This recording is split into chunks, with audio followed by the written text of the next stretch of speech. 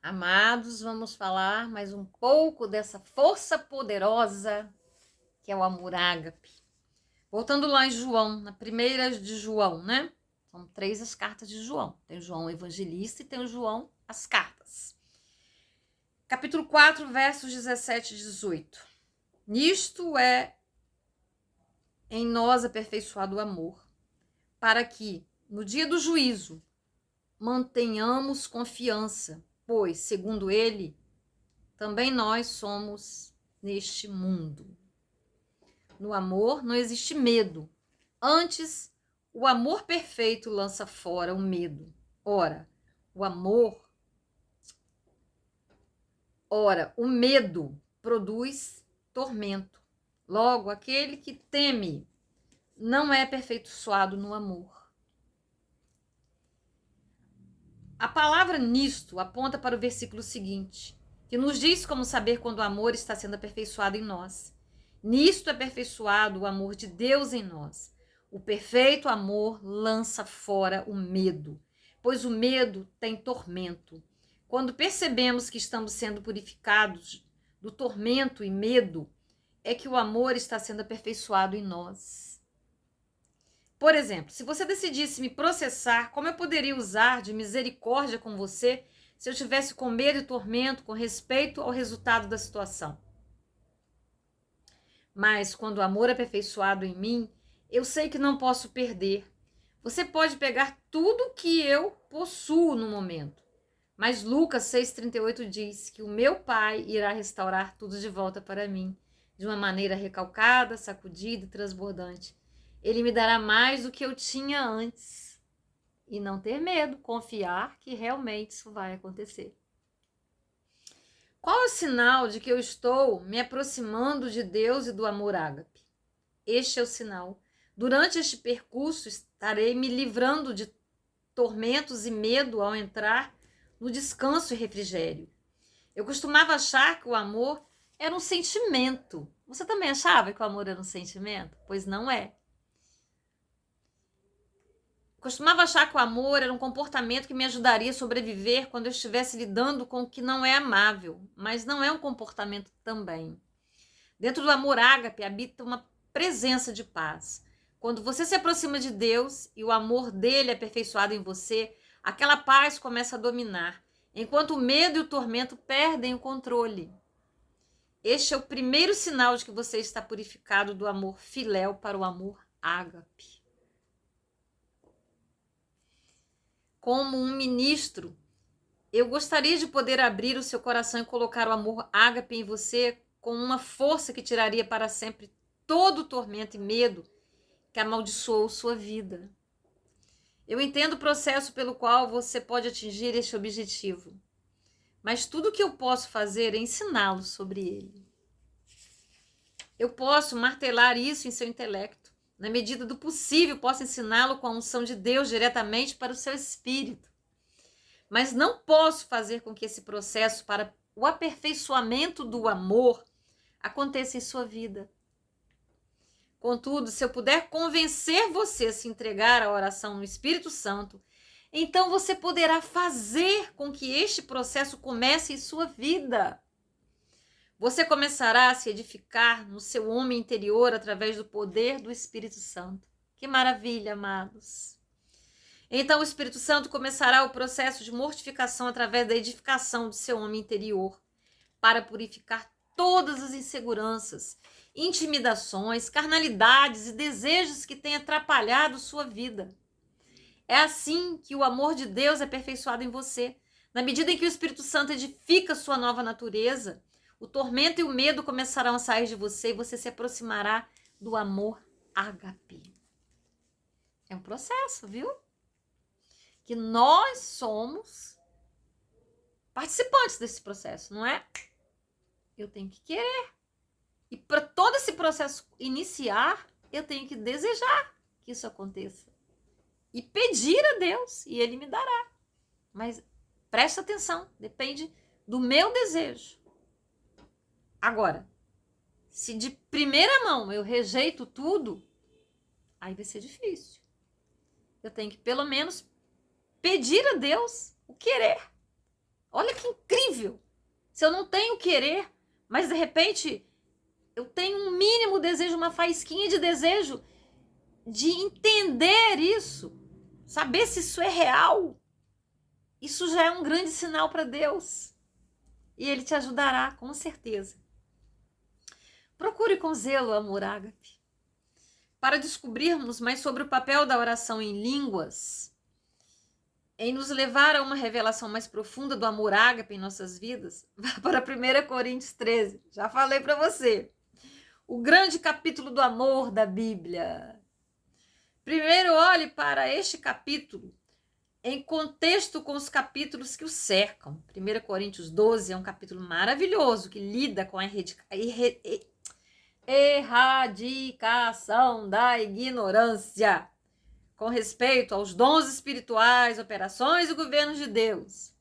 O capítulo 14, após o capítulo 13, é a explicação mais fenomenal das forças espirituais que pertencem à oração em línguas. Paulo vai de uma explicação do governo de Deus para uma explicação da operação do Espírito e das línguas. Então ele coloca 1 Coríntios 13 entre esses dois capítulos. Mas primeiro ele faz uma declaração profunda. Olha a declaração de Paulo.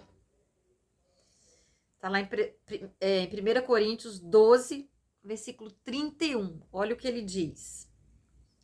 Entretanto, procurai com zelo os melhores dons, e eu passo a mostrar-vos ainda um caminho sobremodo excelente. Os melhores dons. E o melhor de todos é o amor. Em essência, Paulo estava dizendo: quem mostrar a você um caminho mais excelente. Quero mostrar a você um caminho mais excelente. Se você quiser poupar o seu tempo de problemas, então você precisa procurar com zelo ou ansiar por este tipo de amor ágape. Com tudo que você tem, da mesma maneira que você anseia pelos melhores dons. Quão importante é buscar o amor ágape? Paulo faz essa declaração em 1 Coríntios 13, 13. Agora, pois, permanecem a fé, a esperança e o amor ágape. Estes três, porém o maior deles é o amor. Se eu tivesse que escolher, provavelmente diria que a fé é a maior coisa que existe e depois a esperança. A esperança corresponde ao tempo que você passa se alimentando com a palavra de Deus, até que a sua fé se manifeste.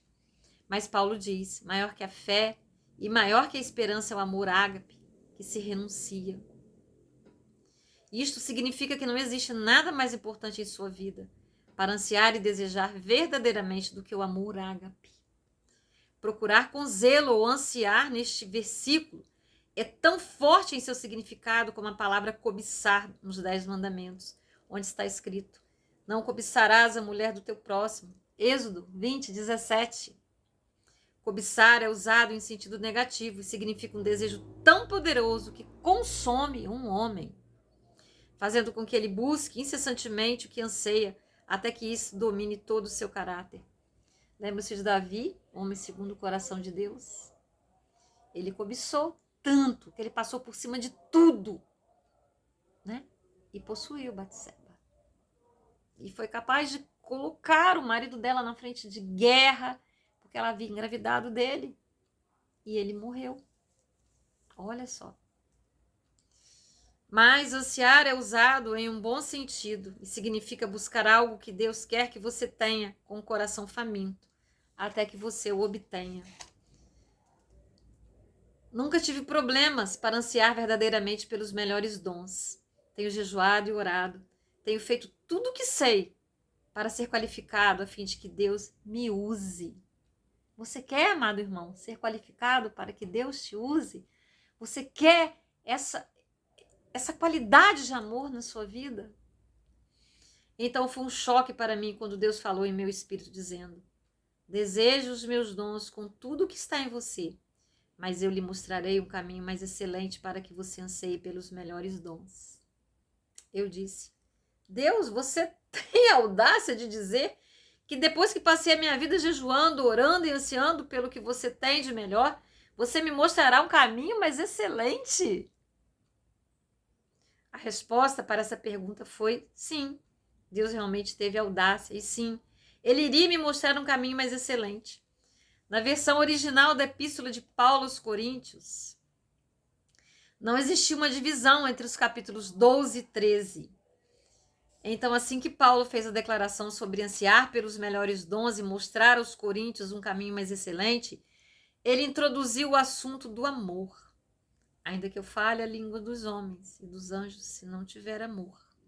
1 Coríntios 13, 1. Porque essa divisão da Bíblia foi feita posteriormente. Essa divisão que existe, né? Ela veio depois, era tudo direto. Em outras palavras, o caminho mais excelente para ansiar verdadeiramente pelos melhores dons é buscar o amor ágape com a mesma intensidade. Quando você fizer isso, você estará procurando e ansiando pelos melhores dons que Deus tem para você, da maneira mais poderosa possível. O que são os melhores dons? Bem, você foi chamado para preencher uma das 8 operações de Deus. Para você, os melhores dons são aqueles que o qualificam para a função, operação que você foi chamado para cumprir. Qual a operação que você foi chamado para cumprir? Qual a sua missão? Aí precisa orar em línguas, precisa clamar pelo batismo de fogo para estar orando e Deus te revelar a sua missão. Com grande intensidade eu busquei a Deus por anos a fim de obter os dons que me equipariam para o meu chamado. Eu orava: ó Senhor, por favor, me use com seu poder, eu jejuarei e orarei. Farei tudo o que eu tenho que fazer para que você possa mover através de mim com seu poder. Veja, desde o dia que eu nasci de novo, o chamado de Deus dominava o meu interior. Toda vez que eu me perdia no Espírito Santo a orar, eu via o Espírito se movendo em avivamento. Eu via pessoas correndo ao altar para serem salvas e grandes milagres acontecendo em todos os lugares, como membros crescendo e olhos aparecendo em orifícios oculares vazios. Essa visão me segue. Sempre quando entro no Espírito, eu a vejo. É uma força que me dirige. E eu determinei que continuarei me entregando ao Espírito Santo até um dia que eu veja com os meus próprios olhos a presença de Deus se movendo em minha vida e em meu ministério com uma glória magnífica além do que eu possa imaginar. Ele faleceu ano passado. Eu vou fazer uma pesquisa para ver como foram os últimos dias dele. Então, por anos eu busquei a Deus verdadeiramente, suplicando, jejuando e orando por uma unção poderosa, o suficiente para causar um grande avivamento. Mas posso testificar agora que se ele houvesse me dado o que eu estava desejando, eu teria sido destruído. Havia erros e falhas de caráter que eu ainda precisava ser purificado. Se Deus houvesse me dado poder antes da purificação, minha vida e meu ministério teriam sido destruídos. Então foi na realidade o caso de muitos homens de Deus no passado. Eles buscaram a Deus e ao seu poder com muita intensidade, mas então fraquezas escondidas começaram a aparecer quando eles se entregaram às estratégias enganosas do inimigo. Por exemplo, Alexandre Dewey foi tão usado no poder milagroso de Deus na virada do século que foi capaz de formar uma cidade inteira chamada Zion, fora de Chicago, com 10.000 servos. O poder de Deus operando através do ministério de Dewey causou um grande avivamento, mas com o tempo Dewey começou a acreditar que ele era o próprio Elias. Este engano trouxe a queda do seu ministério. Olha o perigo. Aprendendo a odiar todos os empecilhos. Então, ao invés de responder imediatamente às minhas orações fervorosas e internas por uma unção que traria um avivamento, Deus me mandou buscar o amor ágape, com a mesma intensidade e fervor. Ele me assegurou que ao buscar o amor, também estaria buscando o seu poder de uma maneira mais excelente. Comecei a buscar o amor ágape e aprendi a odiar aquelas coisas que estavam erradas na minha vida com mais fervor do que antes. Era uma raiva divina que precedia a purificação. Quando você chega ao lugar onde odeia com intensidade aqueles erros que o impedem de um andar mais próximo com Deus, você irá finalmente tomar uma decisão. Na busca por um caminho mais excelente, eu determinei que me adaptaria ao tipo de amor ágape, mas os meus esforços pareciam atingir os resultados opostos. Quanto mais eu aprendia sobre o amor, mais o meu conhecimento detectava as coisas erradas que estavam em minha vida. Fiquei em estado de falta de esperança e acreditava que eu era a criatura mais miserável, que jamais poderia andar no nível de amor ágape descrito em 1 Coríntios 13. Eu não entendi o que o Espírito Santo estava trazendo à superfície. Tudo o que o diabo poderia usar para me destruir em minha busca pelo amor ágape, a fim de me purificar. Era tudo parte de um processo que ajudava a me entregar o suficiente a Deus para me equipar completamente à função a que Ele me chamou. Eu também não sabia sobre a progressão para o poder, descrito neste mesmo capítulo, que levaria para o amor ágape, o qual eu estava buscando. Não se aprende o amor ágape da noite para o dia. Todos os pregadores adoramos pregar sobre o capítulo 13 de Coríntios. Adoramos nos especializar nesse tipo de amor ágape. O amor ágape não se comporta de maneira imprópria. Não busca os seus próprios interesses. Não pede recompensas ou prêmios por serviços feitos. Não é dado baseado nas reações de uma pessoa. Não se exaspera com facilidade. Não se ressente do mal. Não se alegra com a justiça, mas se alegra com a verdade. Tudo sofre, tudo espera, tudo crê, tudo suporta. Confesso para vocês que estou passando por essa prova. Tenho que me exercitar mais. Este amor nunca falha. Você o levará para o céu com você. As línguas cessarão. As profecias cessarão. A ciência passará. Você não precisará de nenhum deles. Mas você irá passar pela fronteira celestial e entrará na presença de Deus com amor ágape. Ah, sim. Nós pregadores adoramos falar sobre amor ágape. Usamos as palavras gregas, criamos uma imagem de um cristão perfeito que não se exaspera com facilidade. Então, no dia seguinte, aconselhamos alguém: sim, você tem os seus direitos, processos. Deus ajude-nos. Nós nos entregamos tanto nesse assunto do amor, em 1 Coríntios 13, que perdemos a sequência do poder que nos leva até Ele. Pensamos que podemos pregar sobre o amor ágape em um dia e no dia seguinte todos os que ouviram a mensagem serão perfeitos e bons uns para com os outros. Eles não mais agirão da maneira errada. Não haverá mais críticas, calúnias, brigas ou desespero ou desprezo. Dizemos às pessoas: vocês não deveriam fazer este tipo de coisa, e então presumimos que todos irão automaticamente parar. Por que presumimos isso? Parece que a maioria de nós, pregadores, nascemos ontem. Quando você começa a entender tudo que o amor ágape engloba, você percebe que a maioria dos cristãos não anda nesse tipo de amor no dia a dia. A maioria nunca andará. Essa é a realidade. É difícil se adaptar a este tipo de amor se você ainda tem 1 centímetro de carne que não foi mortificado.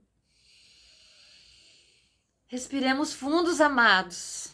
Uma coisa é pregar sobre este amor ágape e dizer que uma vez que nos adaptamos a ele, nunca falharemos. Mas outra coisa é entender o processo pelo qual nos adaptamos a este tipo de amor. Esse processo é o que não assimilamos. É uma progressão através da edificação das línguas que nos leva a um lugar do espírito, onde finalmente somos fortes o suficiente para nos entregar totalmente ao amor ágape. Vamos ficar por aqui, amados. Mas ainda temos um tantinho razoável para falar sobre o amor ágape. O amor ágape. O amor que Deus é esse amor, nos deu Jesus, se deu a nós na cruz, para que aprendêssemos. É isso aí. Vamos orar? Oh Deus, tudo isso é muito sério, tu sabes. Capacita-nos, ó Deus. Ajuda-nos a desejar, ó Deus, a alcançar esse nível de amor. É assim que tu nos chamas, para sermos semelhantes a ti, ó Deus. Oh Pai, é através de ti, Senhor. Nos ajude, nos capacite, nos dê esse desejo. Oh Pai, nem sei como orar pedindo isso. Quase que eu começo aqui a orar em línguas. Porque para orar por isso, ó Deus, me faltam palavras de coração, o Senhor sabe. Mas eu me entrego e entrego todas essas pessoas que me ouvem, Deus, neste momento. E te peço, ó Deus, que a tua vontade perfeita, boa e agradável se realize sobre as nossas vidas. Que nós queiramos, ó Deus, que o Senhor nos ajude a querer, ó Pai. Esse é o começo de tudo, porque o Senhor não nos obrigará a nada, porque o Senhor nos deu livre-arbítrio. Mas o Senhor pode nos dar o desejo, então nos dê o desejo, Senhor, em nome de Jesus. Amém, aleluias. E obrigada por nos revelar tudo isso. Muito obrigada. Em nome de Jesus. Amém. É isso, amados. Respiremos fundo. Peço a você, curta, toque o sininho, né? Para receber todas as notificações. Lá tem a opção todas, aí você clica lá em todas. Compartilhe. Pastora, mas eu tenho que compartilhar todos os vídeos. Não, todos os vídeos. Cada vídeo. Mesmo que você compartilhe um, que você seja tocado pelo Espírito Santo, né? Com esse aqui vai ser 52, 52º. Ainda vai ter aí um 5, eu acho, até chegar ao final, tem um apêndice, né? Dizendo por que não somos batizados, o que impede. Mas um que você mandar, Deus pode tocar essa pessoa para ela ir aos outros, né? E ouvindo, ela vai estar praticamente lendo o livro. Essa é a verdade. Porque, ó, são 446 páginas e 55 vídeos. Acrescentando algumas coisas que eu falei, acrescentando alguns acréscimos, pleonasticamente falando. Amados, muito obrigada. Fiquem na paz do Senhor Jesus. E até o próximo vídeo.